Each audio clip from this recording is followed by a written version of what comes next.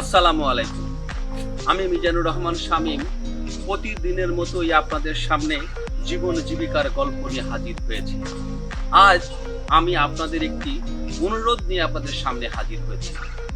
আপনারা দেখবেন রাস্তা দিয়ে হেঁটে যেতেই ফুটপাতের পাশে কিছু মানুষ, কিছু সুপারি, কিছু কলা, কিছু মাছ, ছোট্ট ছোট্ট কিছু নিয়ে বসে আছে।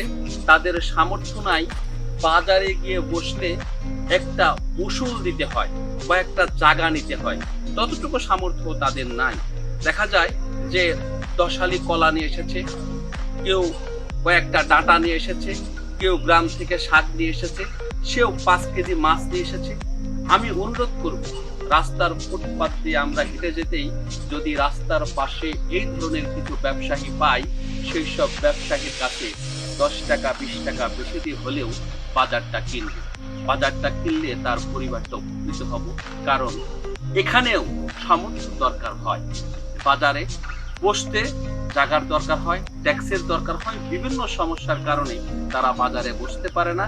রাস্তার পাশে দেখা যাচ্ছে একজন বৃদ্ধ মানুষ বাড়ি থেকে কয়টা কদু নিয়ে এসেছে, বাড়ি থেকে কিছু শাক নিয়ে এসেছে, একজন মানুষ ছোট্ট একটা বাচ্চা ছেলে কিছু মাছ নিয়ে এসেছে।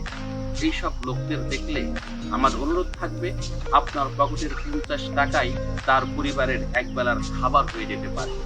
সেই সব চিন্তা ভাবনা করেই রাস্তার ফুটপাতের পাশে যারা বসে আছে ছোট্ট ছোট্ট জিনিসপত্র, ছোট আকারের জিনিসপত্র নিয়ে আমি অনুরোধ করব তাদের কাছ থেকে জিনিসপত্র কিনে সেই ছোট্ট পরিবারটাকে আমরা এভাবে সাহায্য সহযোগিতা করতে পারি।